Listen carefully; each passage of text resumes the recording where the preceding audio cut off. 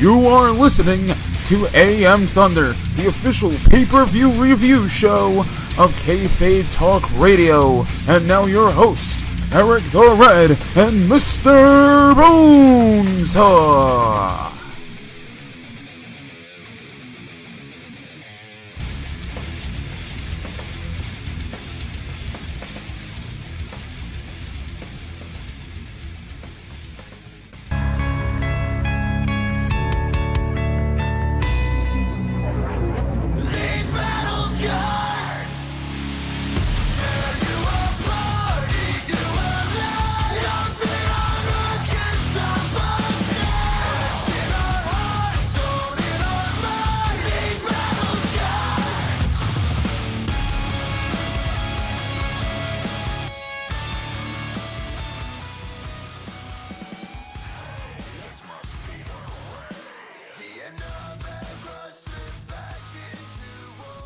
Alright everyone, welcome to this edition of AM Thunder, the pay-per-view review show. This time we'll be reviewing Extreme Rules 2018. I'm Eric the Red, joined along with, as always, Mr. Bones. I'm actually kind of surprised my voice is holding up. I was at a concert and my voice was pretty shot yesterday, so in all honesty. All I'm going to say is, for those listening to this, if you haven't listened to KTR 113 once it's up, once you hear the songs of the band that we're going to have in the intro and outro, that's basically who he saw. It was his first concert too, so he broke his concert virginity. Oh yeah, it was, You popped your concert cherry. Good job. It was good. I would hope it was as good for the band I listened to as it was for me. Nah. No, according to the singer that was talking to the blue nosebleeds, yes, it was. But anyway, Extreme Rules 2018. Live from Pittsburgh, Pennsylvania. We had the pre-show match. We had two of them. The first one was Andrade Cien Almas along with Zelina Vega defeating Sin Cara. I didn't see the full match, but it was not that long of a match. It was only about 7 minutes right here, as on what I'm seeing, and when I saw a little bit of for the minute that I caught of it. It basically looked like something that you would see on SmackDown, just a little bit longer. Yeah, no, it wasn't much of. It wasn't a pay-per-view match. It was definitely something that you would check out on, like a pre-show. And it was a pre-show match, so it was a by the numbers match. Yeah. There's really nothing much here.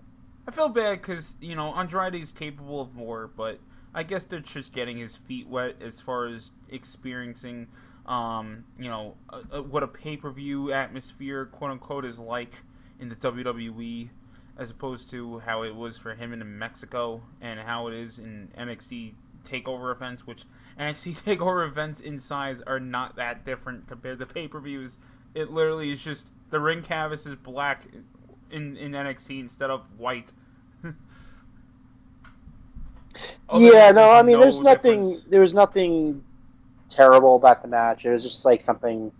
It was kind of forgettable, but every once in a while you can have a forgettable match. It's not the end of the world for him, and he is just coming up.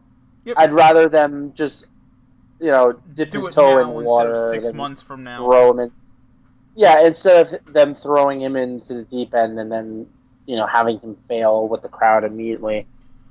Yep. Then we go on to Sanity, the team of Eric Young, Alexander Wolf, and Killian Dane against the New Day, Big E, Kofi Kingston, and Xavier Woods in a tables match. And Sanity got the win. Very fun match. Probably one of the most fun pre-show matches you're probably going to see. I obviously the spot of the match was the big spot where New Day has Eric Young and Alexander Wolf up on their arms, and then Kofi does the double stomp to the both of them. Yeah, no, there's a lot of stuff in this match that was really good. I love the a lot of the double teams that, or especially I loved a lot of the big spots too, like the all the suicides to the apron. Yeah. So yeah, that was a really really fun match. I was cringing a little bit when they had the table upside down, and they had the legs stick it up. I'm like, oh, fuck! I hope nobody falls on that. Yeah, that's one of those things that you always see, and then you're thinking in the back of your head, oh shit! I wonder if someone's gonna fucking fall on that or something. Yep. But overall, what do you think of the match? I thought it was solid. I'm actually kind of surprised that wasn't the opener. That would have been a better opener. And it's not to take away per se from the actual opener, but no, it would have been a better one considering this pay-per-view is called Extreme Rules. Yeah, I think that probably would have been a better opener than the tag match we got. I watch matches like that, and I think about how many 3-man stables they have in WWE, and I kind of think to myself, why don't they just have, instead of having 2 tag team belts like how they have now? I kind of don't understand why. Like how many guys that they have in this company that aren't doing anything, and they could easily slap together like a couple 3-man tag stables and just have a whole fucking division instead of just having like a Raw and SmackDown championship, tag team championship. Why don't they just have a for Raw they could have they could have for SmackDown they could have it be the the 3-man tag, and then for Raw you just have the regular tag. Or a 6-man tag. I mean, sorry. Like every other company has a 6-man tag title. Yeah, I mean, other than Impact, I mean, you have Japan, you have Ring of Honor, you have Lucha. Everybody now has one, and it's like Lucha is kind of cool because it's like they have their main title, they have their Gift of the Gods, which is similar to the Money in the Bank, and they have the Trios, which is the 6-man, and that's it. And it's like, why couldn't Raw do something? That's why I like the original brand. I'm starting to really appreciate the original brand split better, where it was like, yeah, they had their own Raw world title and SmackDown world title and the IC and US belts, but if you wanted to watch the cruiserweights, you had to just watch SmackDown. If you wanted to watch just the women, you had to watch Raw. Sure, SmackDown had the women's division on there, but they weren't fighting for anything for a while. It's like almost like if you wanted them to, if you wanted to be you watch these girls and they meant something, you had to watch Raw. And it's like with the tag teams, if you want you like your stables, you like your 6-man tag teams or trios, you gotta watch SmackDown or Raw or whatever the fuck. Since Raw is a 3-hour show, they could have put the 3-man teams on there all at once. And then all the tag teams, the solid tag teams, go on SmackDown. Yeah, no, I completely agree. I think they should have. They kind of screwed the pooch on that. Yeah. I feel like they very easily could have just had a 6-man tag belt on SmackDown, because especially considering you want to have different flavors in your rival brands or rival promotion. Whatever the hell they want to, isn't that why we're supposed to pretend that the brand split up? Is that there was rivalry? How is there rivalry if both brands look exactly the same? Yeah, I mean, that's why. I mean, and this is just a little idea I've had. I think we could talk about it more in the KTR side of things. Yeah, but I was gonna say, why instead of just having the same, like the same thing with like the same, rules and the same setup with everything, they could do something where, I don't know, each belt has its own separate rules instead of it just being, the same generic, standard shit. You could have it where, you have to pin a certain person within a time limit, or you lose the belt. Something novel that makes, because really, other than the tag team belts, what else is what other belt has a gimmick towards it? I mean, That it's like really you're actually, just the cruiserweights. yeah. That's only because of a fucking weight limit. And even then, you have like 20 million cruiserweights on one show fighting for nothing.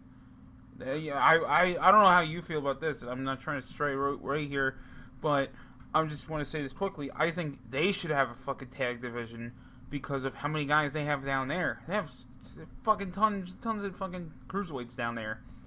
So they should have one 6-man on one show, a WWE tag team on one, and a cruiserweight tag team. Just basically like what Japan's doing. There's nothing wrong with copying Japan. You copied everything else in WCW and ECW. Why not copy a promotion that's actually Something really, that works? And, yeah. that's actually really contributing to popular wrestling right now. So I don't know, but anyway, the B team. We had Bo Dallas and Curtis Axel defeating the Raw Tag Team Champions for the belts, Matt Hardy and Bray Wyatt. I'm gonna just say I'm souped for these guys that they got the belts because of how much place of shit that they had for so fucking long. And I understand a lot of people aren't sold on Curtis Axel. That's fine. I wasn't really either, but I'm all for people fucking finally getting a little something. I understand not everyone can get a trophy, but in this day and age, everybody does get a trophy anyway. So you know what? Fuck it. I was happy for them. I do think it was way too quickly. I think they could have, had this. I don't know, a little more. If not SummerSlam, the next pay-per-view, or even on a Raw. Because it's like, again, there's no wrong with doing title changes on Raw. You have these 3 hours for a reason. You want to impress these fucking networks and your new deals. But yeah, I don't know. The match itself was solid. I don't know what you thought of the match. It was okay. I thought it was all right. Kind of bland in the beginning of the match, a little slow pace. Started to pick up. I liked the hot tag to Bray. And Bray came in like a house of fire, and he looked like it kind of looked like they were gonna get the simple win. It was just gonna be like a standard opener, and really surprised me that whole setup where Bray gets shit canned out of the ring, and I actually enjoyed the finish. I thought that was a good way of doing that. Finish was, no, I'm sorry. The finish wasn't bad. I did like the finish, but I do think if these guys are supposed to be the whole, I'm shocked that we're winning. We were eating plates of shit for so long, and now all of a sudden we're winners, and we're the best, and all this shit. They should be doing roll-ups for a little bit. They shouldn't just immediately go, oh, now we can fucking pin people clean. Why weren't you doing that 4 years ago?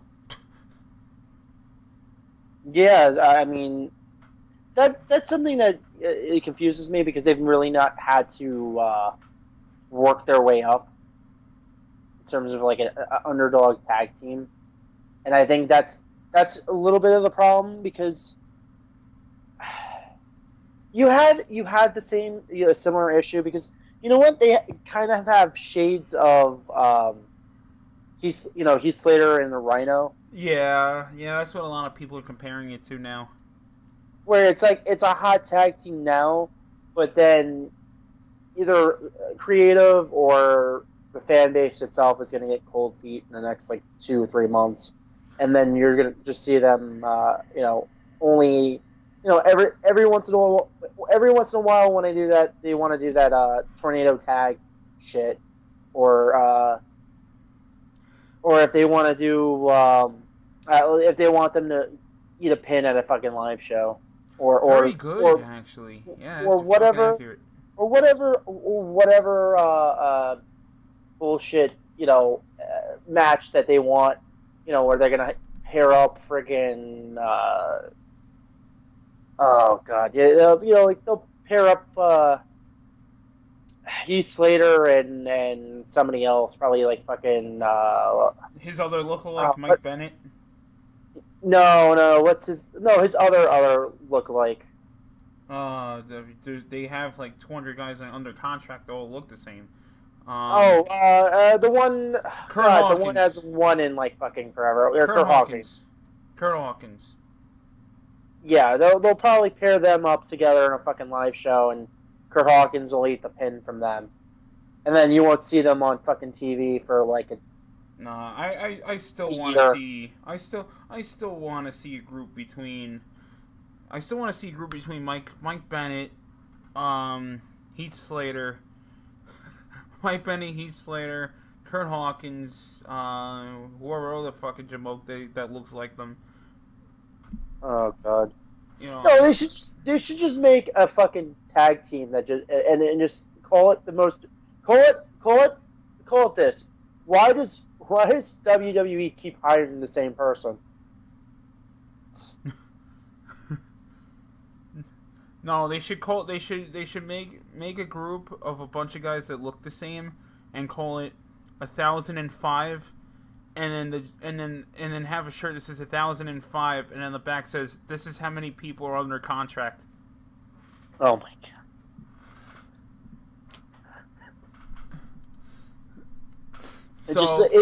It's just how many redheaded, skinny, beastie, bearded dudes can you fucking possibly hire? Well, seriously. It's a right now. We finally got the diversity. Keith Lee officially was in the Performance Center today. Oh god. Yeah, we finally got some. He's not a redheaded, fucking pasty white guy that we know of. He's just a chubby Patrice O'Neal. Oh god. Yeah, but yeah. So I don't know. Again, happy for those guys. I'm liking the gimmick so far. I'm enjoying it for what it is. I love that bit where he was like, "Oh no, we're like Stretch Armstrong on the moon."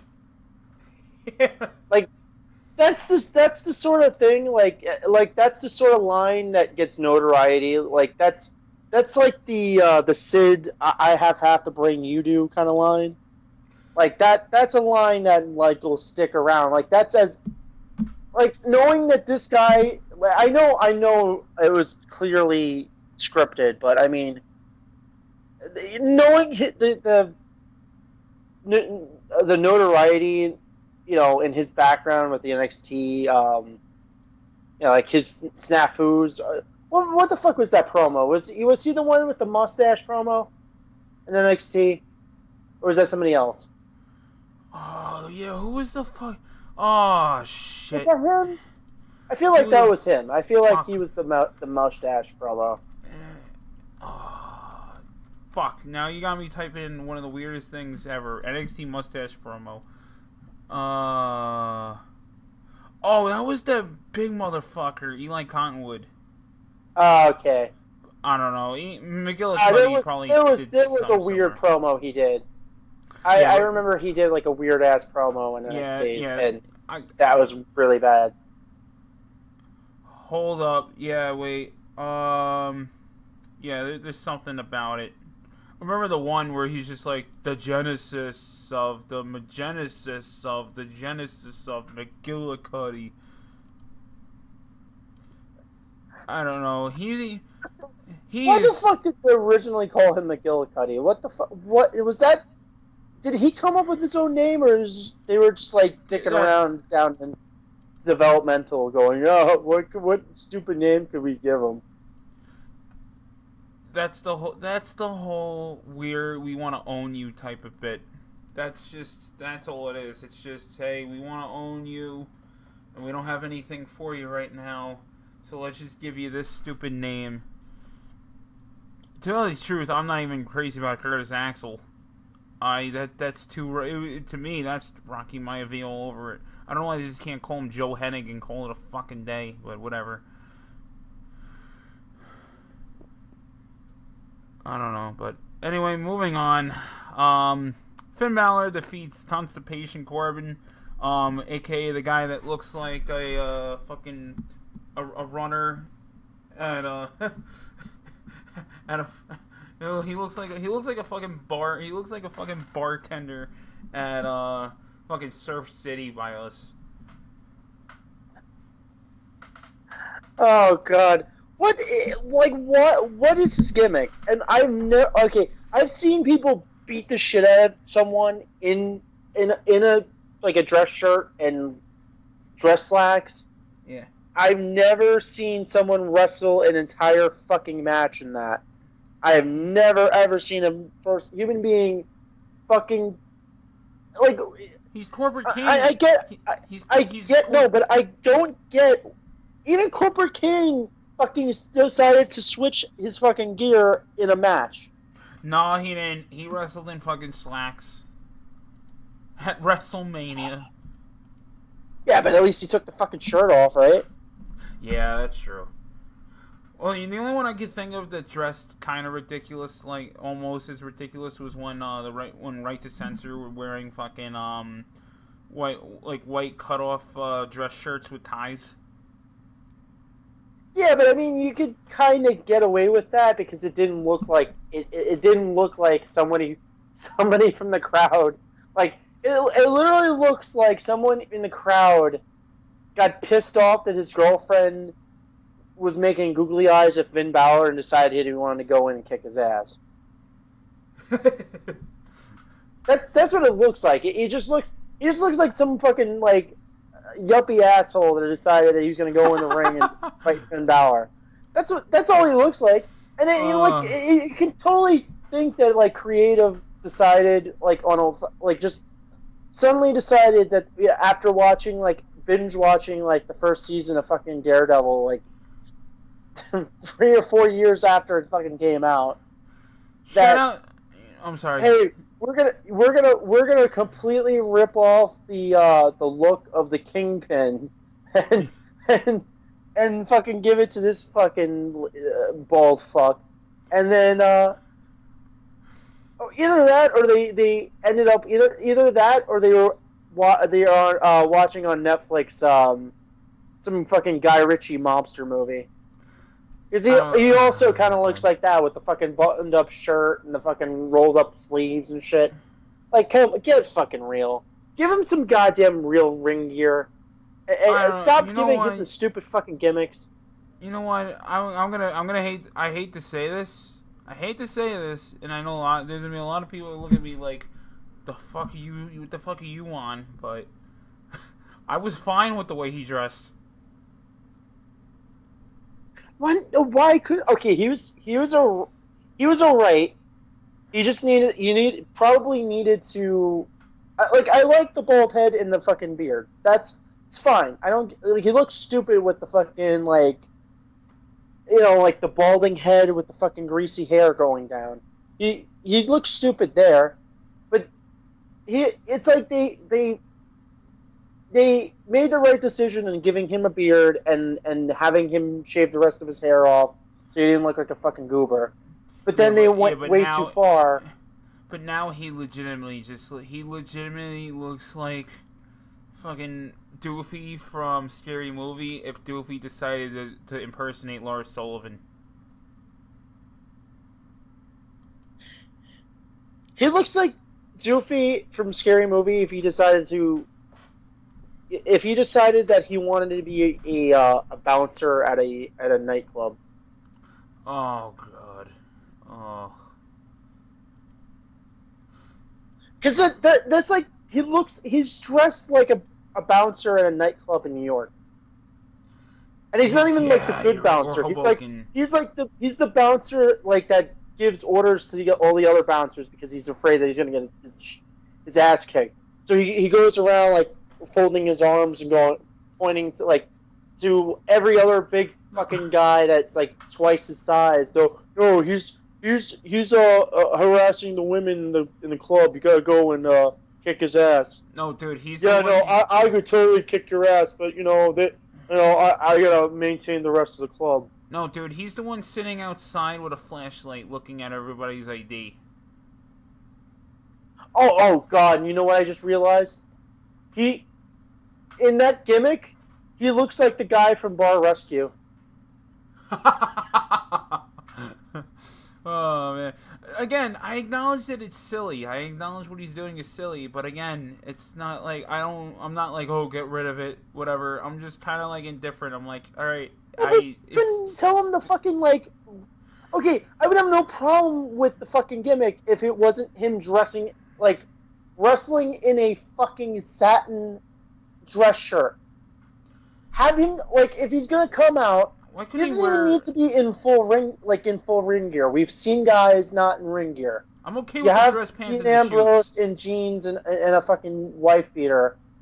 I'm fine with that. But if he could take the fucking shirt off and maybe have like a wife beater under it, so he doesn't look like a complete fucking goober when he's coming out and fighting in a fucking dress shirt and a fucking like vest. Maybe what if he just wrestled in just the vest? Yeah, that would be fine. Or at the very least, just give him have the fucking dress pants, give him like have the shoes if that's his gimmick, and have him like rip off the shirt or something where he doesn't look like a professional wrestler. It's so stupid. This is like one of the stupidest gimmicks I've seen. It's like, and then the whole Constable Corbin. Who the fuck thought of that? Can someone just call it? I guarantee you that was a shoot Stephanie McMahon idea. I would legitimately go on a limb and say that is definitely her fucking and her brainchild. But why couldn't they just stick with the old fucking nonsense and just call him Corporate Corbin? I hate the Constable name. I really do. That's why I've been calling him Constipation Corbin. Or some people I forget who the fuck it is. Shout out to whoever came up with it. Someone has been calling him Convertible Corbin. Oh god. That's pretty good. It's fitting because he brags about having a Ferrari. So, Mr. Big Shot and all that. But yeah, again, again, the match, okay, not bad. I would watch a Baron. I'll say this again. I'll watch a Baron Corbin match any fucking day of the week over fucking Big Cass. So, he's a lot better in the ring. Does that mean he's convincing as a guy that's gonna beat you up? No, not any means. Not after that promo last Monday. But he still moves better. He moves quicker. Does that say much? Not really. But again, they had decent chemistry. It was an okay match. It felt quick. I don't even think it was that long at all. Yeah, it was like what? I'm looking now. 8 minutes and 20 seconds. So. Oh, Itsy Bitsy Tip Cup at the Ice Lounge. Oh god. Down came the trash man and threw my cup away.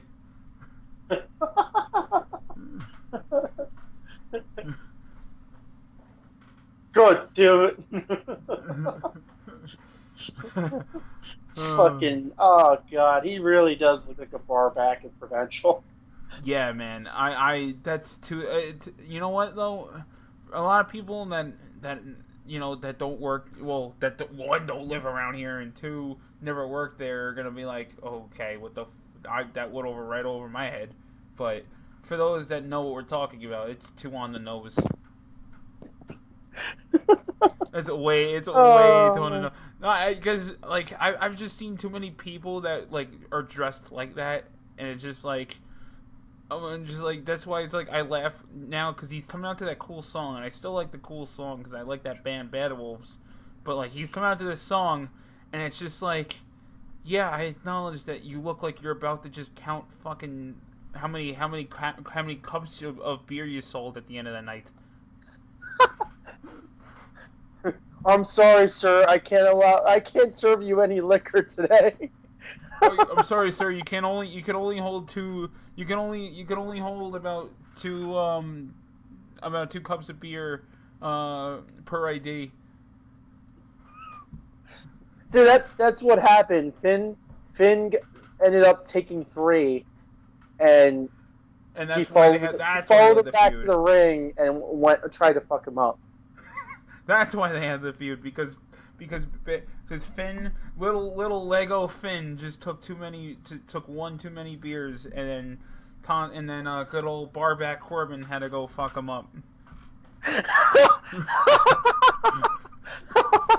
Oh, we got a better gimmick for him, Barback Corbin. Yeah, there you go. There's his name, Barback Corbin. So he went from looking like a dirty roadie for a fucking new metal band, and now he's a fucking barback. That's a real. Hey man, there's a step up in the world, you know. Yeah, apparently. Hey, yeah, you know. Again, well, speaking from stepping up to the world to moving down to the world.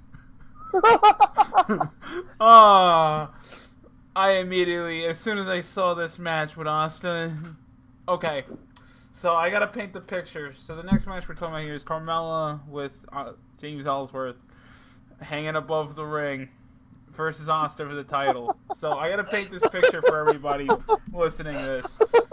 As soon as this match started, it hit me, and it was like, okay, this clown is fucking, you know, this clown Carmella, she's in there, and, you know, she has no fucking clue. She's a fucking deer in the headlights as always in the ring. But then as soon as Ellsworth gets down, and, like, he's just hanging there, and they're doing that spot, I'm like, okay. Carmella pins Asuka clean, and I don't give a shit if, she slammed her face into the fucking thing. Asuka got right up. She practically won clean. Yeah, so as soon I was like, if Asuka gets her shoulders pinned 3 times to the mat from Carmella, I'm 120% convinced that Michael Hayes has been flirting with Carmella. Yeah, flirting. Yeah, I'm 120% convinced now that when Carmella won with that finish, I'm like, yep, that's it. She's with good old pimp pad and fucking fanny pack there. Yeah, well, you know what? If that's the case, we both know they're playing the old Johnsonville cornhole. Yeah. She looks like the type of chick that would be like, "Hey, did you do anal? You let me have the championship, I'll do whatever you want." That's not a bad Carmella impersonation. Jesus Christmas. Oh God, I wasn't even trying. Oh God. Yeah, that was actually not too bad. Again, dude, this match sucks. This was fucking. This was LOL WCW. Oh yeah, no, this is bad. This is really fucking bad. I thought I was watching like this really fucked up, like, that's the way I can describe it. Is like I felt like I was watching one of those like bad backyard wrestling matches, like ones. Either like I felt like at some point like fake Doink and Heidenreicher are going to come out and start fighting in the middle of the ring during the fucking match. I would have preferred that. Actually, I would have preferred that a lot more.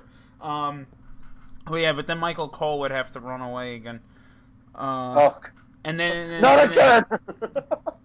Yeah, and then Heidenreich would be confused because he'd look at the stage and go, "Wait a minute, where's the giant fist that I could sit on and say my poem?" Yeah. Where's Animal with my money? Where's Animal with my money and the 12 pack of beer and the In-N-Out burgers? Dude, where's Laurinaitis? I'm gonna get the money from Laurinaitis. Dude, watching real quick, watching that those two together back, I forgot how out of shape Road Warrior Animal really was. Yeah, but still, even the fact that he was out of shape, he could still wrestle circles around Heidenreich. Yeah. It's kind of funny because when I saw Heidenreich and then I saw eventually John Laurinaitis, I was like, wow, no wonder why he teamed with Heidenreich. Heidenreich looks like a more roided up version of John Laurinaitis.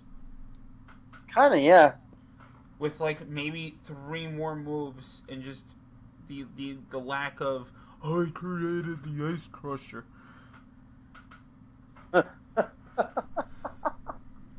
Oh god. Next match was Kevin. Oh wait, I'm sorry. It was Nakamura versus Hardy. It was so quick, I almost skipped over it.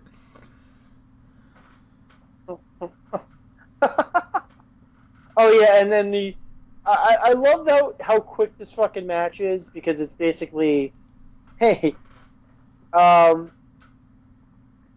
almost feel like maybe Jeff was on the fucking off the wagon again. Yo, not for nothing. Right? As soon as I saw how quick that was, I was like, no, don't tell me. I was like, don't fucking tell me. Because you have that back in your head now. I'm like, Jeff, no, come on, dude, no. I was so fucking nervous. And then Orton comes out and he doesn't even pick him up to do an RKO. He just grabs him, hits him between the legs, and just walks off. I'm like, is Jeff incapable of taking a lot of bumps tonight? What the fuck happened? Did he take like too much Adderall along with fucking Budweiser? What the fuck? I know. In all seriousness, I don't mean horrible. That's horrible, but it's fucking true. You never know. This dude's had so many fucking chances. It's just like, at this point, like, would you really put it past him? Just fucking arrive and pull like a fucking. Well, I would say pull. I was gonna say pull Scott Hall, but considering he's probably best known for doing something that fucking stupid. And it's not even like every other person's ever done something that bad was always on like a B show or like a fucking like a piss poor fucking nostalgia pay-per-view. Yeah. This is the type of pay-per-view where I hate to say it, but like when you see something like that where you're like, you kind of like, Jeff, is this fucking Victory Road again? Are you alright, man? Yeah, I got so concerned. And again, I don't want it to be a thing where people think we're hating on Jeff. No, we fucking, we both love the dude. It's just like, it's sung the praises, at this point. Well, he's already had a fucking DW. He had a DWI in the past couple months, Yeah. This year. Yeah, so it's not out of the realm of possibility. We joking out of concern. We're not making fun of him to be, just be like, ha ha, look what you did. We're joking because it's like, yeah, this is a little concerning, But again, I'm happy Nakamura got a belt, but I almost, it's like, at what fucking point now? It's they give him the shit belt that they give to everybody because the U.S. belt doesn't mean fucking dick anymore. John Cena made it something. John Cena made it something on his U.S. Open challenges.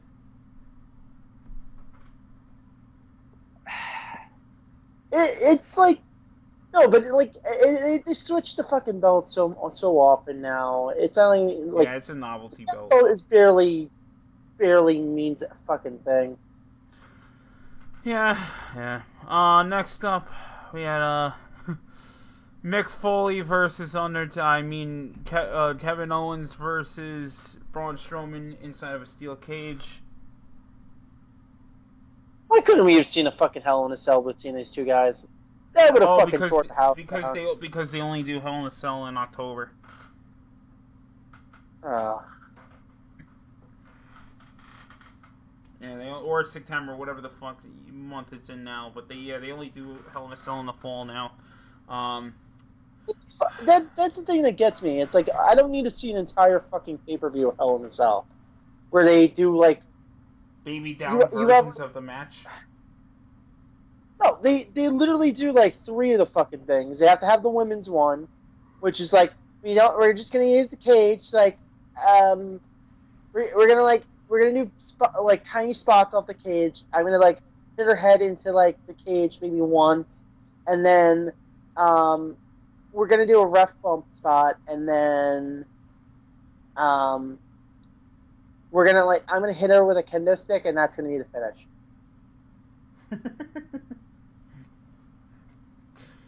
Oh, and then also we're gonna do a spot where I try to throw her into a table, but the table doesn't break, and then I try to do it again, and then I just say screw it, and I just like that still pisses me off. her.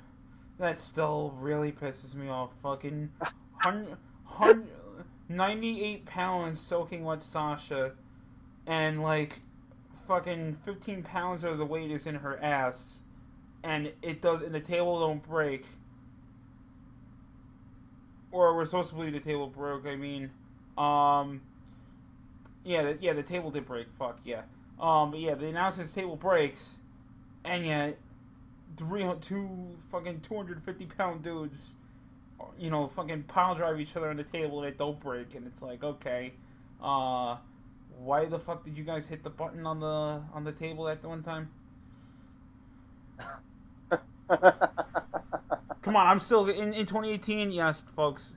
If you have motherfuckers that believe there's a flat Earth, I believe that there's a secret button to squash the announce table. Oh yeah, there's definitely. Yeah, I totally fucking believe. I could. This is the other thing that they probably have some kind of like switch in the, not like a switch per se, but it's something that. You know how like when you have like a tray or something, usually has like the bits of it that come up, and keep the table from collapsing. Yeah. I feel like there's probably something that like they have the announcers like go under and just like flick the thing, so. Oh, absolutely. The slightest weight, I don't and know. it just comes down. I don't know, because sometimes these motherfuckers stand on the table and then the table breaks on the collision. If that was the case, dude, that table would be fucking falling apart immediately as soon as they stepped one foot on there. That's true. I'm convinced there's a fucking switch. I'm sorry, but it probably is. But there was something else under this table that this time. But before we get into it, before we get into the obvious spot of Braun and Kevin, is there anything in the match that stood out to you? What'd you think of it? I think. Well, I noticed this immediately, and then you were like, kind of like, "Well, do you notice anything about the Attitude Era?" I was like, "Gee whiz, what? Which one did you think?" No, I mean, like there was pretty much everything in this fucking match. It kind of sucks because this match could have been longer. But it seems like they kind of rushed this for time. Dude, but all these matches were fucking rushed for time. What was here was really good.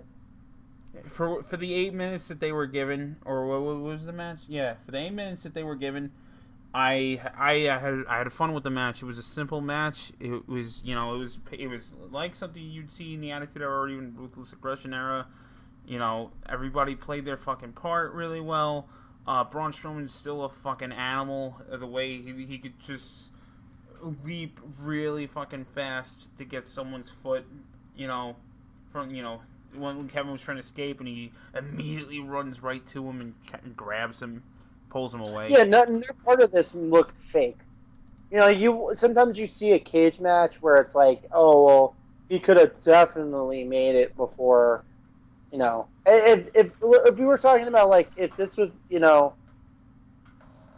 if this had been Khali or Big Show during that period where he wasn't in very good shape, the match would have looked fucking atrocious. It would have been like a car wreck because it would have been like the slow climb to the top, and then them meandering to like rip them off at the last possible moment, and it wasn't. That was the great thing about this match. It was quick paced. Kevin looked like he was trying to fucking flee the cage as quickly as possible. Then when he was being kind of dickish about it, like getting in his face and then the handcuff spot. I thought that was really fun. I love that they were able to get in the stunner and the super kick, and the fucking DX crotch chop and choke slam. And I mean, the one thing I thought was hokey was when they first put the handcuffs on Braun, and immediately he was gonna break them apart. And that's not what I'm talking about. The part that annoyed me a little bit was how long he was in the handcuffs, playing around with them, and it looked more like he was trying to make sure they don't snap. Yeah, a little bit. I knew immediately. Actually, you know what? I thought was actually going to happen. Instead of him ripping the handcuffs off, I was completely convinced he was going to tear the rope off the turnbuckle. Yeah, a lot of people had a lot of different things. A lot of people thought the cage door was going to rip off, that the ring rope was going to rip off. I immediately was like, okay, they're just gonna do the handcuff. But yeah, obviously then it led to Kevin on the top, Braun chokeslamming him through the table, Kevin winning the match, but Braun not giving a fuck, and then just doing. Well, it doesn't make him look stupid either. Like a lot of times, it's like a match where it does make him look like a heel though. Like I gotta agree with some of the people out there online where it's like don't we just feel like there's a babyface turn coming for Kevin Owens eventually because he's taking all these fucking bumps.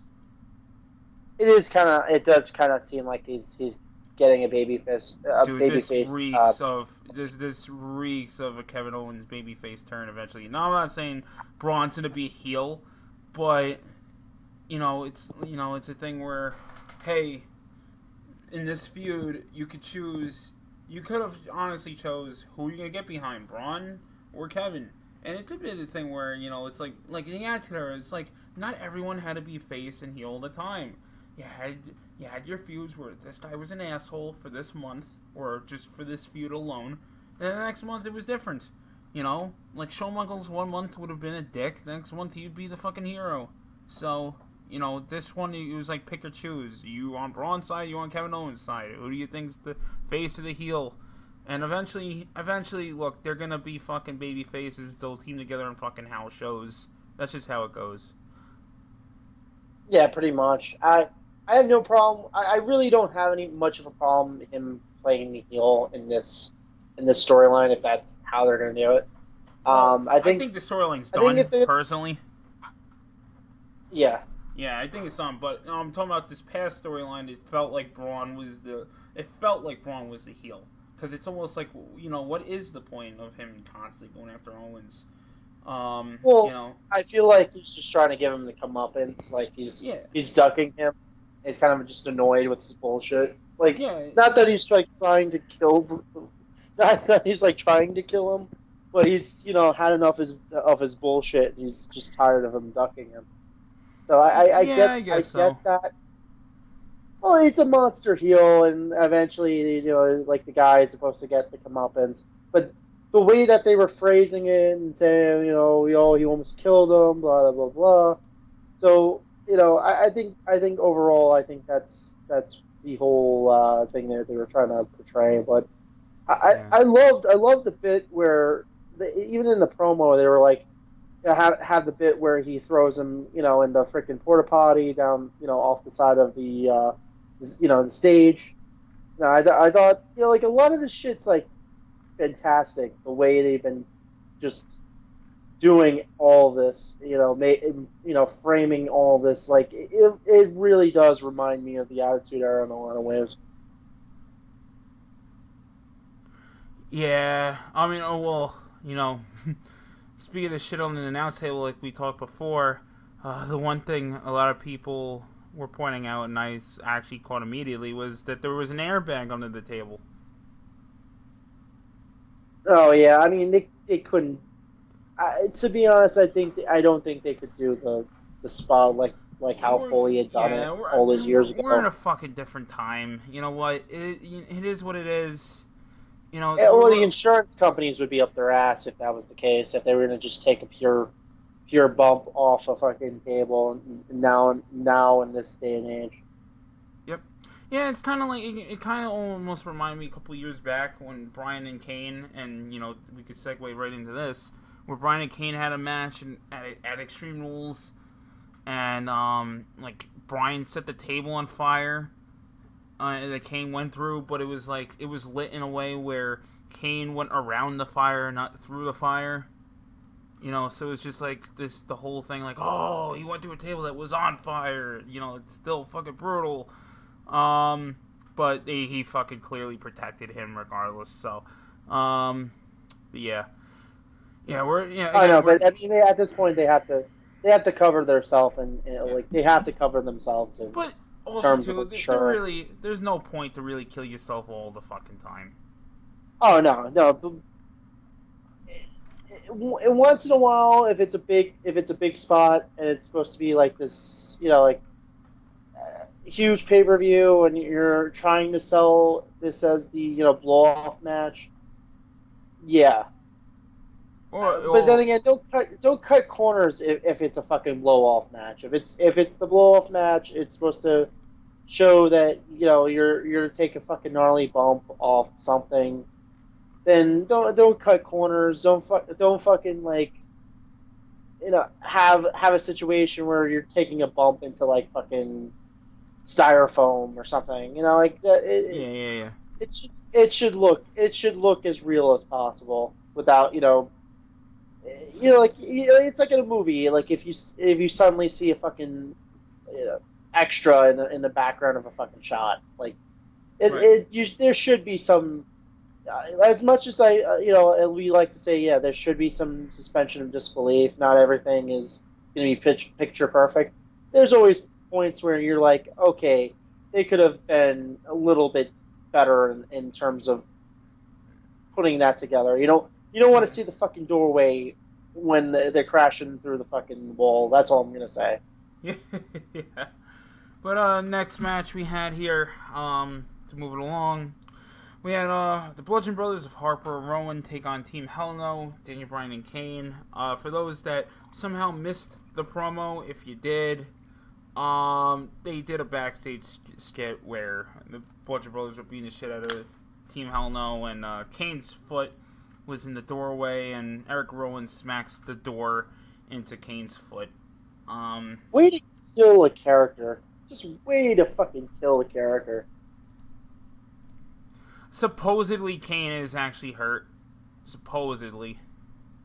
Yeah, but I mean, still, like, did you really need to put the fucking, like, I get he was hurt. All they needed to do was have him, like, limp. Did they really need to give him the fucking foot cast? He's supposed to be, like, this is the guy, I mean, like, and I get that they've already butchered his character a million different times. You've had how many things done to this guy, but you're putting the guy that they called, the devil's favorite demon and the big red machine and one of the brothers of destruction, and you're putting him in a fucking foot cast. Like, way to fucking butcher the character even more. Not to mention that they just did a match where two guys were kicking their ass, kicking each other's ass, two guys in their prime, and they're all doing fucking shit that reminds you of when wrestling was fun. Remind you when wrestling was fun. Remind you of the Attitude Era a little bit. And then you bring out an actual guy from the Attitude Era who's like, nah, you could go fuck yourself. No, I mean, but it's like a cruel reminder. Go fuck yourself. It's a cruel reminder because it's like, oh, you liked everything that was fun about the Attitude Era, right? You like all the you liked all the spots and all the bullshit that they were doing, and it was basically like, I don't know who the fuck booked this, but it was just like, oh, you liked all the stuff they were doing back then. Well, guess what? This is the product of all the years of abuse that their bodies took. You feel good about yourself, don't you? So, like, it just seemed like they were, like, I don't know who the fuck booked it. I don't know if they meant to make it look like this, but it came off bad. Like, yeah, it looked bad. You happy about yourself? You like the fact that you made this guy fucking kill his body for all those years? To me, it was almost like, like, again, if they did win the belts, it would have been like, which I thought they were going to. It would have been like, okay, I wasn't expecting like a fucking 6-month, 3-month reign. I was barely just about expecting a fucking 1-month reign. I was expecting them to fucking lose it like a week or two later on SmackDown. I thought it was just to be like a feel good thing for the pay-per-view, and then you lose in like 2 weeks. Yeah, I don't understand why they couldn't have gotten somebody. Just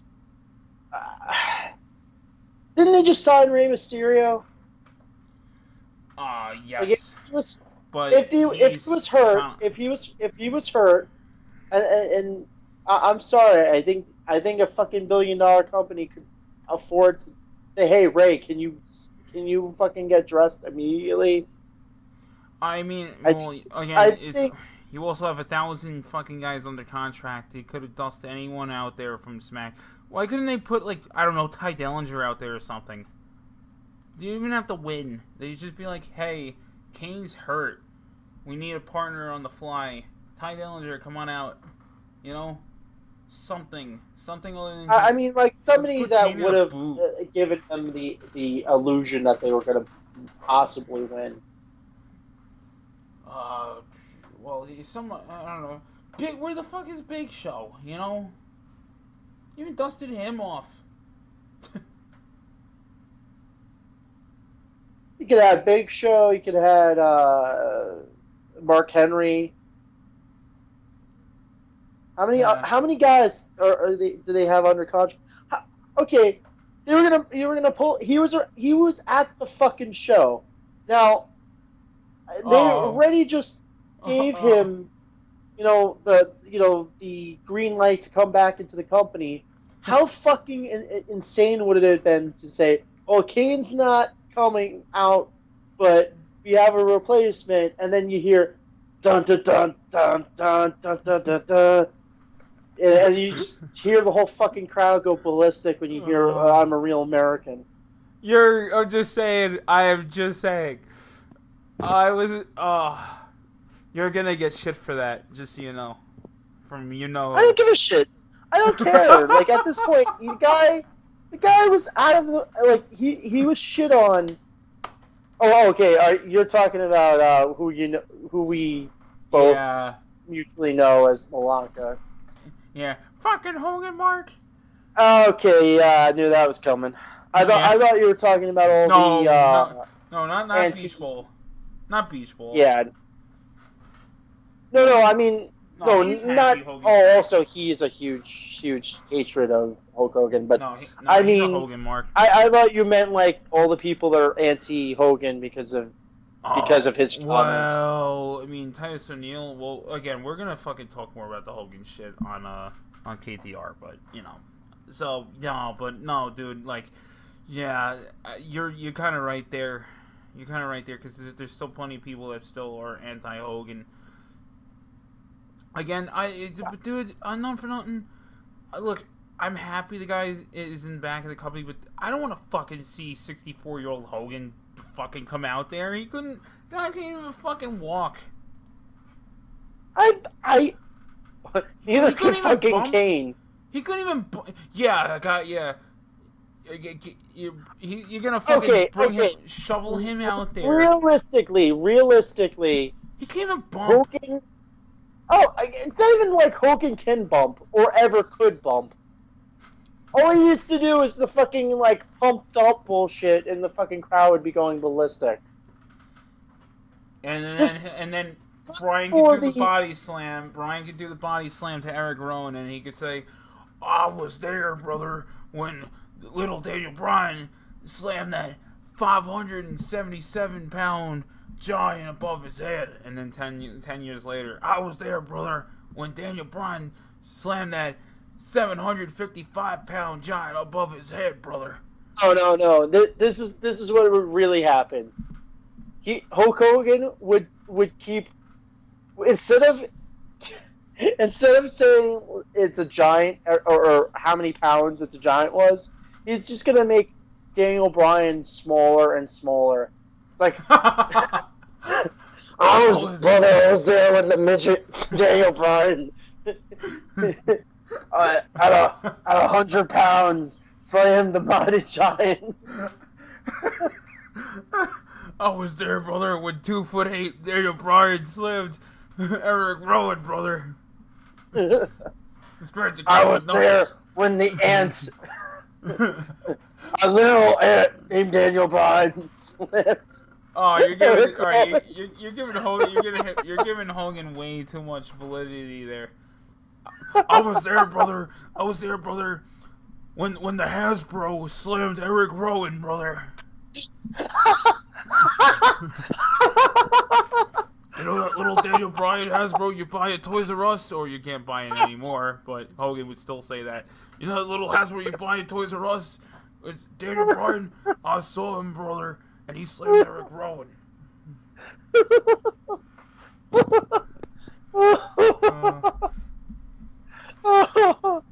Oh God, it's so fucking true. You don't even fucking say it. Like he'd be like a 70-year-old man, just or 80-year-old man if he fucking lives that long. But Jesus Christ, he would be fucking senile. He'd be like, I remember when the LJN figure fucking slammed.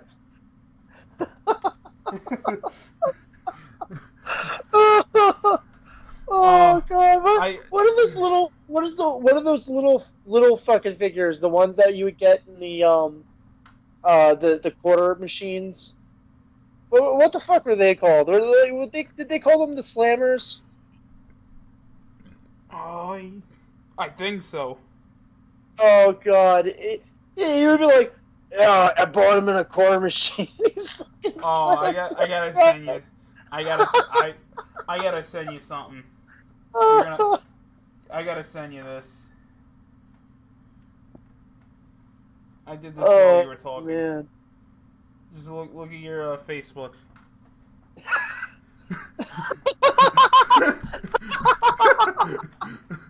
I was there, brother.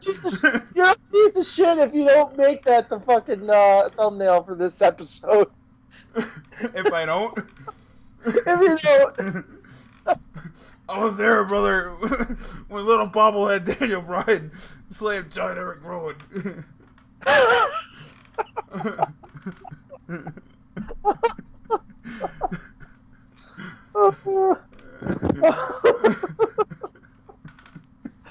Oh God! It was great, brother. Crowd was great. Actually, Hulk, the crowd went home. It was great. It was electric, brother. It would make perfect sense because you know he just came back under WWE contract and he was already tag team champ. Hey, I mean, you know what? Yeah, you're right, dude. I just realized Nicholas got the belt, so If Nicholas had the belt, why not give it to a fucking 64-year-old Hulk Hogan? And he would go backstage, and he would fucking like rub it into like Ric Flair's face, like, "Oh, they gave me the belt, not you." And he's just like, "Not when I get this colostomy bag out." Woo! Oh god. We beat the. Alright, so next up on this card was. Okay, good old Bob. Hey, Bob. Yo, Bob there. Versus, fucking Deputy Dog, Roman Reigns. Oh, good grief. Are they just, wait, he was calling him. I didn't even watch the fucking stupid promo, so. He was calling him Bob? Yeah, I don't watch Raw, so. I was like, fuck it. I don't watch the show. Let me at least watch, the fucking video packages. Yeah, he's like, go Bob there. Bob decided to come back after 10 years, and he was the top guy back then, and he's back here now, and he's not the top guy now. You know what I cringed at? Yeah, and this was anything in the match. The match was actually pretty good. Yeah, I enjoyed the match. I cringed at the point when they mentioned that Vince was ECW champion. Why, dude? I didn't even fucking listen to that. Why? Yeah, they like Bobby Lashley beat Vince McMahon in a street fight for the ECW championship. Bro, he won the fucking belt, and I hate to do the bro thing, but he won the fucking belt from Big Show in a fucking chamber match. The fuck? Vince wasn't even backstage, and they had to still fucking stroke his dick. Fuck off. Yeah, no, they did. Oh, he wasn't even there. He was about to get back home, and he was just like, "Yeah, I did that. I was the champ." Oh god, he's gonna be another one at like fucking 90 years old. I beat Lashley. I beat Lashley. He's gonna come out in an oxygen mask and a rascal, and he's gonna run over. He's gonna run right over. He's like, they're gonna give the belt in another 15 years. They're gonna just throw the belt on Roman. They'll bring back Roman from whatever fucking rock he's under in the next 15 years, and they're gonna throw the belt on him. And then he's gonna come out, and you're gonna hear Vince's theme, and it's gonna be all like the fucking vignettes from like the fucking Attitude Era. And he's gonna come out in a fucking rascal with a bald head with the oxygen mask on, and he's gonna fucking roll up to the ramp. They'll have a ramp for him, and then they'll probably have Triple H come out and fucking whack Roman over the head with something, and he'll roll right over Roman on the rascal. To the fucking freak out. Dude, I'm gonna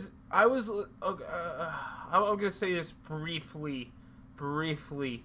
I was listening to Bruce Pritchard's podcast on the network, and they're talking about, and him and his partner are talking about Russo, and how like Russo felt like he wasn't like he felt like Vince McMahon didn't give a shit about him, and he was like upset because it was 5 years of his family's life that he missed, and Bruce is telling him he's like, yeah, that's your life. He's like, people are like, oh yeah, you go ride in limos, you run in planes. He goes, yeah.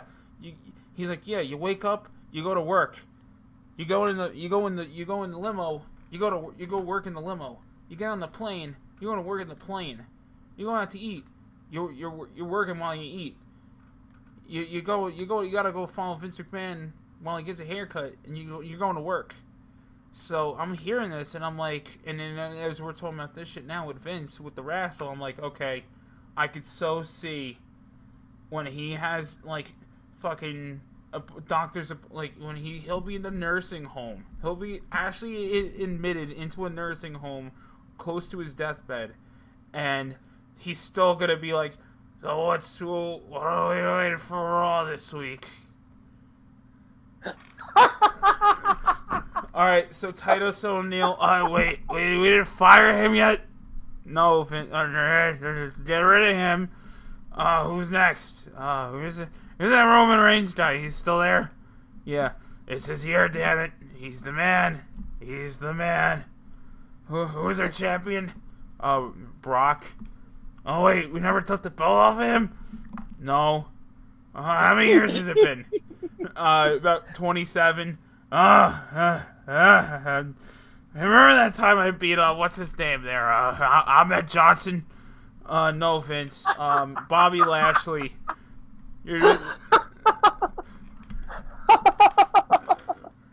Same thing. God. Oh, that's so fucking true. Oh no, you know what would end up happening? Somebody tell us they never took the belt off Brock. he's been dead for the past 15 years. He died from ridiculous. Oh. He's still champion.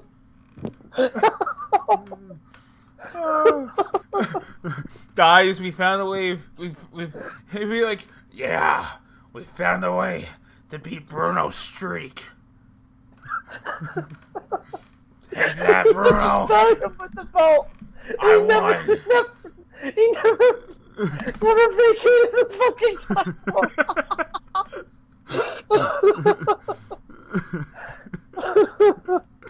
I won, damn it.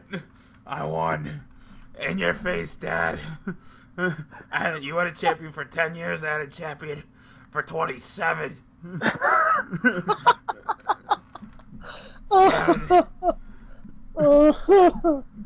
Oh, man. Yeah, man.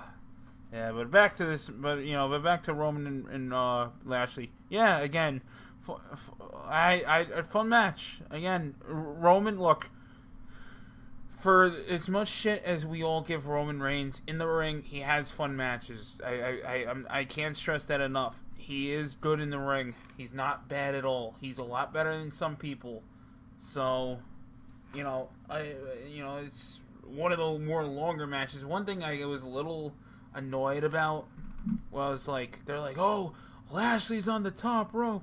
They're like making it seem like there's this big thing. It's like he's done this in WWE plenty of times. He's done this. Obviously, they're not going to acknowledge the shit he's done in Impact, but it's like, yeah, this isn't unfamiliar territory. He's done this. Big men do fucking fly up the top rope. Look at how many motherfuckers do it now. No, but what got me was he went to the top rope and all he fucking did was a double axe handle. It wasn't he was doing a shooting star press or something. Yeah, exactly. But then again, at this point, you never know. He could end up doing a flying big boot and fucking break his leg like oh, so. Come on, man. I like Lashley. I don't want to see that. But again, right guy went over. I like Lashley too. I thought it was a fun match. I thought it was weird seeing Roman try to lock up. You don't usually see that. He's usually more. He's a brawler. Brawler. Yeah. Yeah, he's a brawler. But, Yeah, you don't usually see him locked up like that. Yeah, let's see. Next match. It was weird. It was weird seeing him lose clean though. That's the one thing I'll say. Yeah, that was weird. I will say though, the spear. I love Lashley's spears. This one, he didn't get full rotation, as far as bumping. But again, whatever, man. It's he won with Roman's move, which again, it's like, can we please stop pretending that this is Roman's move, the spear? You know how many motherfuckers use the spear now, used it back then? Shut up. It's not Roman's fucking spear. It's a move Roman happens to do. Which is going to end up fucking shortening his career by a fucking... a long ways because if you've seen how many guys have shortened their careers by using that move, so Yep. they would be a little bit they would be a little bit facetious and a a little bit more intelligent to at least give him another move so he doesn't end up destroying his neck in the next 5 or so years. Yeah. Next up, we had Alexa Bliss against Nia Jax for the Raw Women's Championship, and I don't give a fuck. Ain't Ronda Rousey still suspended? Okay, this is the thing that gets me. For weeks on end, you were playing off the fact that Nia is supposed to be a heel. She's this big bully now. Then you have Alexa come out and fucking, just at this point, just she gets the cash in, she gets the belt back. Yeah, okay, whatever. Now we're buying that she is beating Nia Jax and that she could beat Nia Jax, but we're also supposed to think that this little fucking tiny tic tac of a fucking woman is going to beat a UFC champion, a former UFC champion, someone who's been inducted in their fucking Hall of Fame. What kind of fucking crack are you smoking? Well, Carmella beat a 2.5 year winning streak machine. So yeah, I believe it. Yeah. Also, a woman who survived a beating from Minoru fucking Suzuki. Yeah. Yeah. Okay. Yeah. No, I believe it. I totally believe it. Yeah, no, that's totally viable. I'm not even being sarcastic. I'm going by WWE's booking now. I totally think, yeah, I would totally see Alexa fucking going over. Are you drinking, Eric? Are you drinking bleach now that you're buying their booking? Or are we both going back to our old statement of, fuck it, let's just watch the worst possible product possible. I was there live for Backlash. Why is that like? Whenever you say that, I feel like this is like you're like this is like the wrestling Holocaust. It's like nothing worse. It's like this, seeing that shit live is like being at fucking like wrestling Auschwitz. Dude, it was pretty fucking bad. It was pretty fucking bad. Dude, you don't understand. I saw Jinder and Roman live. No, that wasn't that pay-per-view. Oh god. What the fuck? What was Samoa Joe and Roman? I can't even think of. Oh, Joe and Roman. Okay. What the fuck was the rest of that pay-per-view? I don't even remember it. That's how mediocre it was. I remember none of it. I remember it was Miz and Seth, which was a good match. Yeah. I remember it was Nia and Alexa, Carmella and Charlotte, Big Cass and Daniel Bryan. I remember that was really fucking Big bad. Cass and Daniel Bryan, Jeff Hardy and Randy Orton.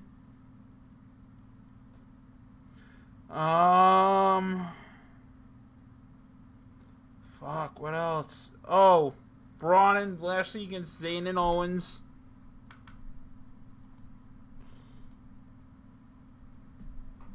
Yeah, it was Sunday Night Raw.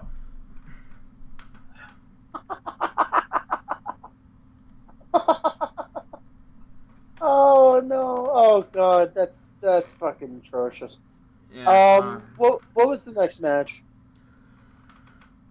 Well, are we gonna? I just want to. I want to comment real quick. I love how the two girls that are mediocre in the ring. The only reason why they had good matches, they had a solid match here, and it was the best match they've ever had, was because the two actual workers were outside kicking the crap out of each other. They had weapons, and then they had Ronda Rousey.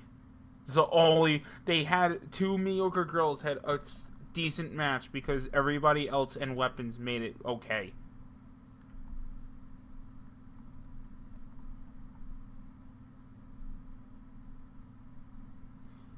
Oh man. See, so now if only we had the opposite where we could see the two good workers in the ring and then the mediocre ones on the outside, it would have been a classic. No, let's just keep seeing the worst. Let's just keep seeing the worst. Let's see the worst possible workers put into positions. Can we find a female Great Khali, everybody? Oh, God. Oh, my God. If I'm going to be the Notre Dame of bad booking, I predict a future female Great Khali. So you mean a woman that looks like a melted Scott Hall? Yeah. Yeah, exactly.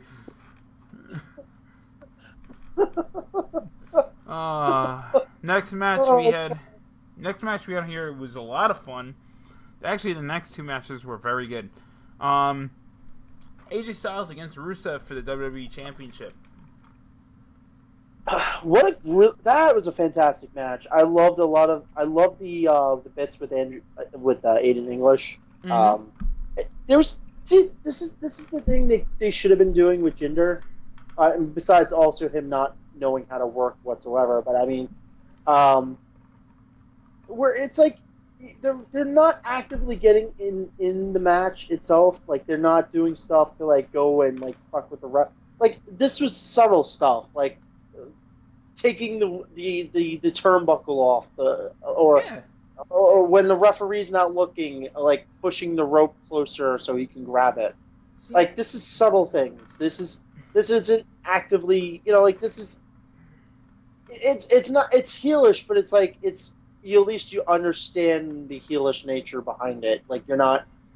You at least get the idea that they're not completely bad guys. It's just the circumstance. They know that if Rusev on his best day is not going to be able to beat the champion, so he's just trying to get by. If I'm going to complain at all, it's going to be, I obviously I love the subtle thing with the turnbuckle, but I will say on a pay-per-view called Extreme Rules, or it's the one night WWE goes extreme, this should be the one match where shit like that should not be considered a interference or disqualification. It should be a thing where every match has no rules, no countouts, no DQs. But again, that's just a minor nitpick.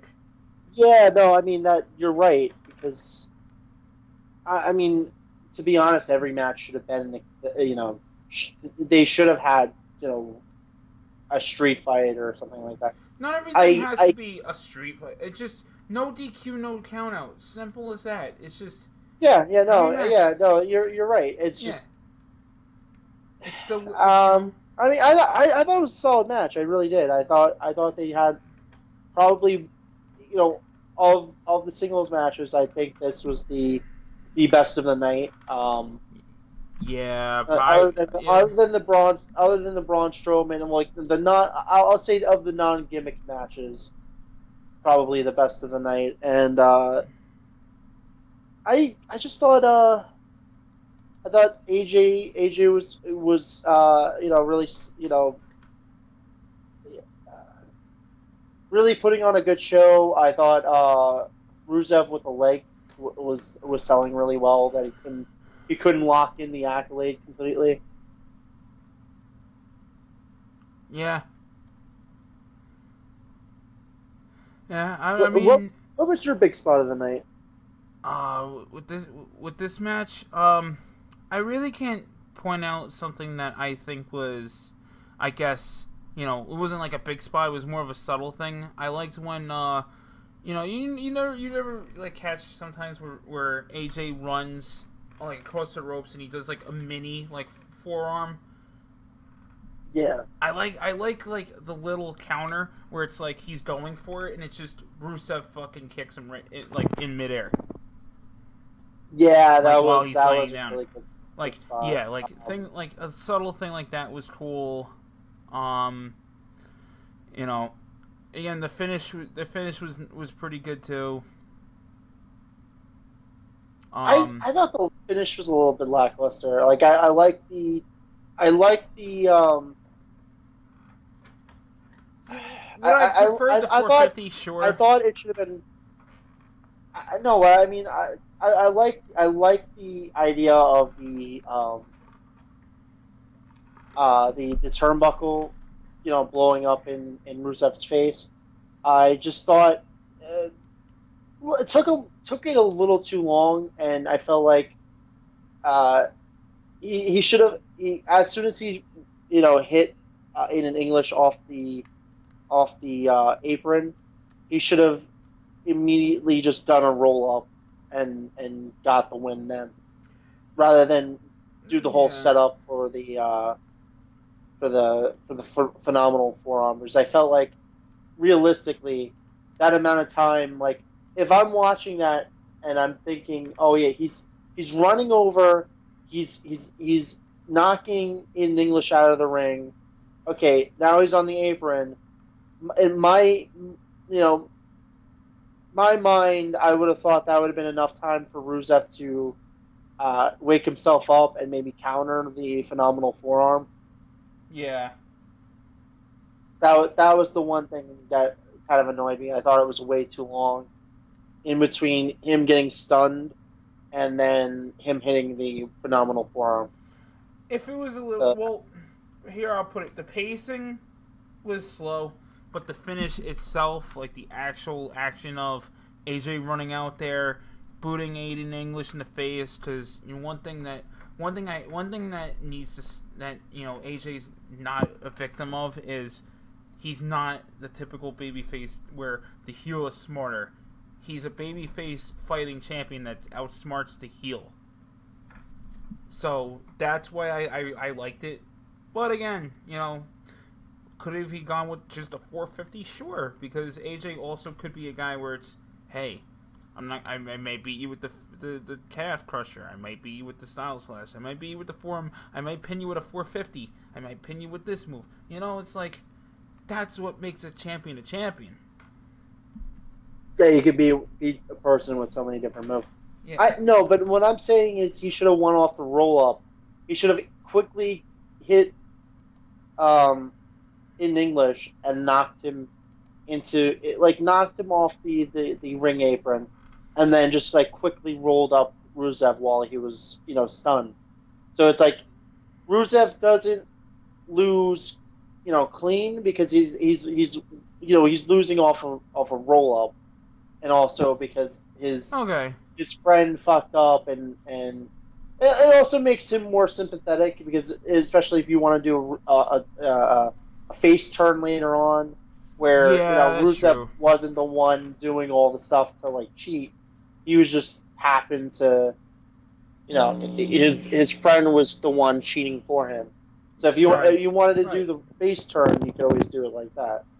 No, you got a point there. I mean, I have to disagree on the rule, but I see where you're going with it. But last match on the card, we had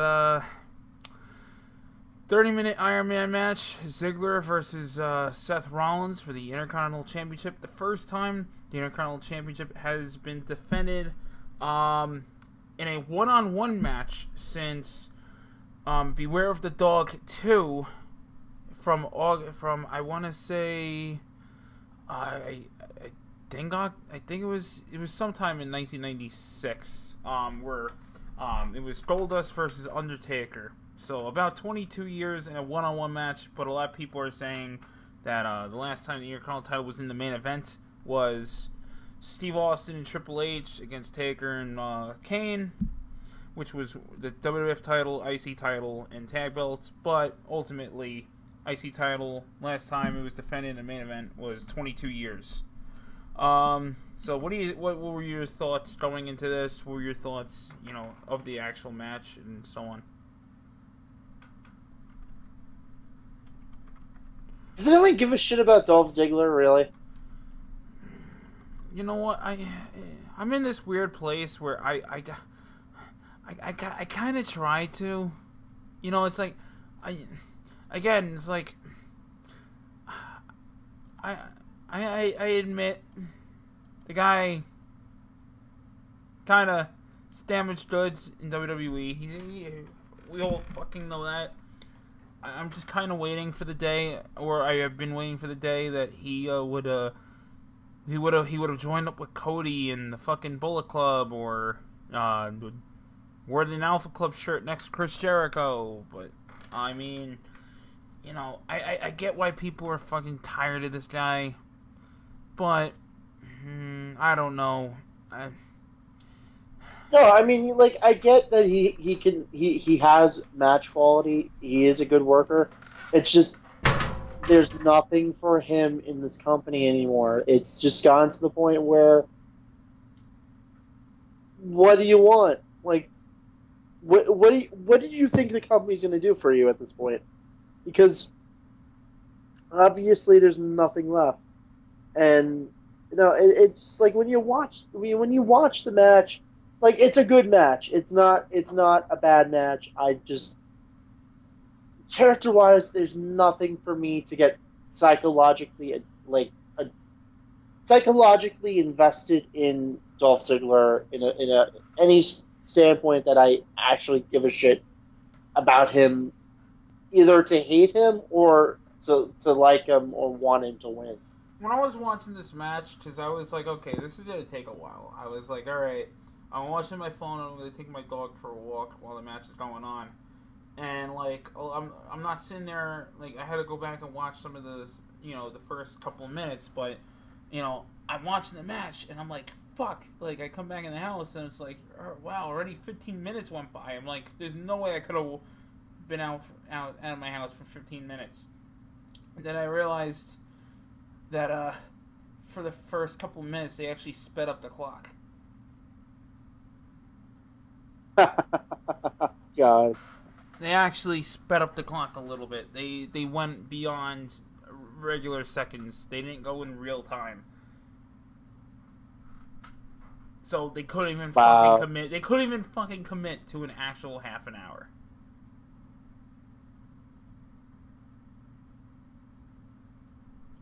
You know, but I don't know. You know, a lot of people were, you know, up in arms of Seth immediately getting fucking wins. I was kind of confused by that too, but you know, when it was like 3-0, I was like, yeah, he's losing.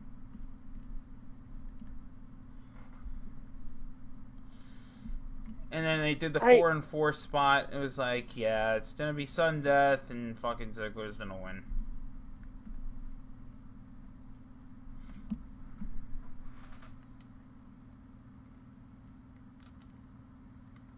Oh God, I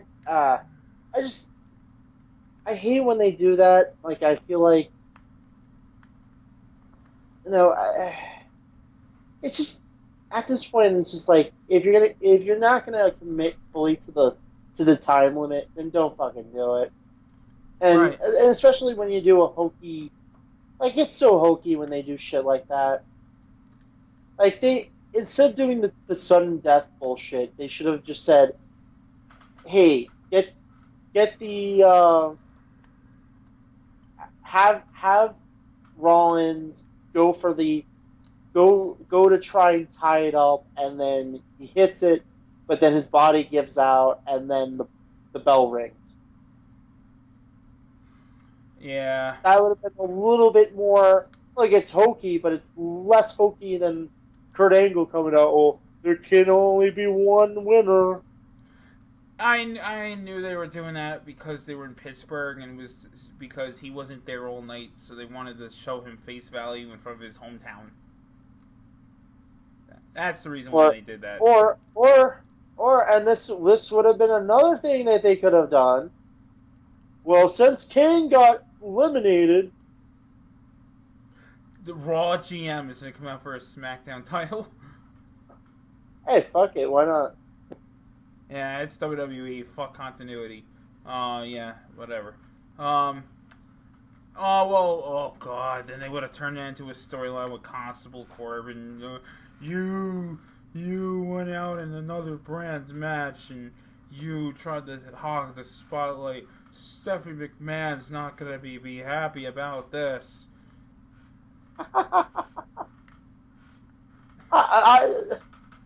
I can see them fucking doing something that stupid. Yeah, you're right. You're right. Actually, yeah. Why didn't they have just done that? You know.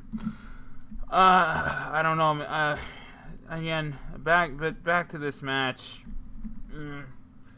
It's not a bad match. The actual spots in the match, there's nothing. Again, I'm sorry for both guys. They busted their asses. There wasn't anything new here that surprised me. There wasn't anything that was like, oh shit. Like, again, I could go and say, yeah, I love Seth's superplex into the Falcon Arrow. They countered everything really well. But there's one momentum killer, even though I like Drew, was fucking Drew just, eating up the clock. That to me took away some of the fucking momentum. It was like, why couldn't he have just interfered? Why couldn't he have just interfered in the beginning of the fucking match? Ziggler fucking gets the win immediately, and he's up like 2-0, and it's like, oh man, how's Rollins gonna catch up? And he catches up and they tie it at like 2 apiece, and then they do sudden death where the winner gets 3. You didn't need to go 4-4. This is something that makes little to no fucking sense right now. How quickly do you think? Like, okay, you have Ziggler and you have Ziggler and you have Rollins. No, not Rollins. McIntyre. Yeah, you got Ziggler and McIntyre, and McIntyre was a fucking NXT champion. He has the mentality to win, to be a champion himself, and he's playing fucking lackey to Ziggler.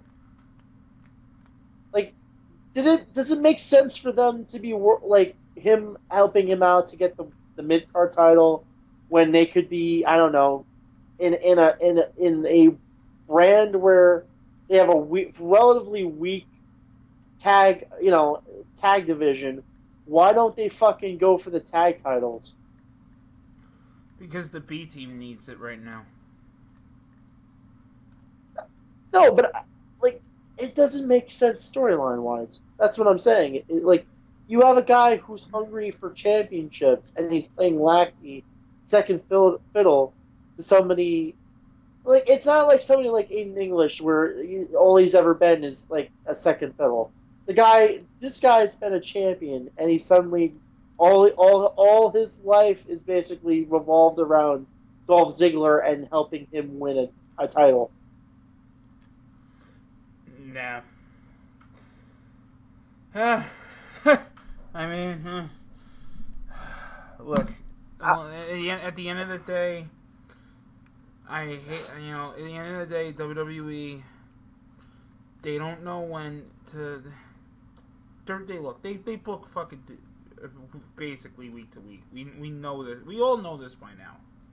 There's no more content. Realistically, there's no more continuity. There isn't. It's just it's what the story we're gonna tell right now. Oh, we can't tell that story right now. We gotta hold off on this story. Oh, this story's meshing with that story. Can't do that. The fact that they have Ziggler occupied with the IC title, and they have Drew basically wandering around means that, they're probably gonna have fucking, like, I don't know, AOP or somebody go after the tag belts, and, they have no plans for Ziggler and McIntyre. So, Angle comes out, and, he does, the whole match gotta restart, and Ziggler winds up fucking retaining anyway. So, what would you rate the pay-per-view overall, in your opinion, on a grade? A lot of bad stuff, there was some really, nuggets of brilliance in between all the shit. It was an average pay-per-view. It wasn't really bad per se. It wasn't great either, and I wouldn't say it was, above average. So I'd give it roughly a C. Yeah, I'm gonna go with a C. There's a lot of times that they could have, surpassed themselves, but it's just an average pay-per-view. There's nothing here that's, atrocious. Yeah, I'll go with a solid C. Yep, same here. So, and with that said, folks, that'll do it for this edition of AM Thunder. Hope you all enjoyed our fun little rants there and our little bits about Hogan and stuff. With the coming in as the surprise tag partner of Brian and everything else we did. So, KFabeTalkRadio.com. That's where you can find all our updates and stuff. And find us on YouTube, where you can find this here. This is exclusive to YouTube, so you're not gonna hear this anywhere else.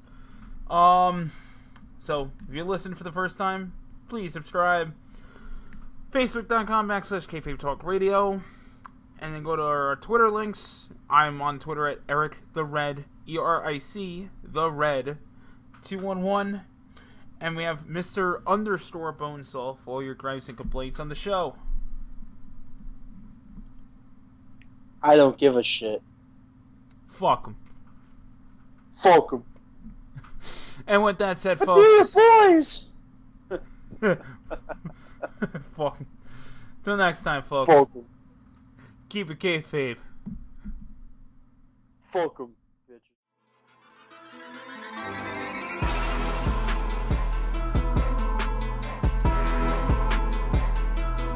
Hey guys, if you're a fan of what you just heard, please go to KFabeTalkRadio.com, your official source for everything Kayfabe Talk Radio. You can find our links for iTunes, Stitcher, Facebook, which is Facebook.com/Kayfabe Talk Radio, and our YouTube page. Our YouTube page features all live streams of Kayfabe Talk Radio weekly episodes, AM Thunder, which is our pay-per-view review show, as well as custom-made montages of pro wrestlers, mostly from New Japan Pro Wrestling and Ring of Honor. Till next time, keep it kayfabe, bitches.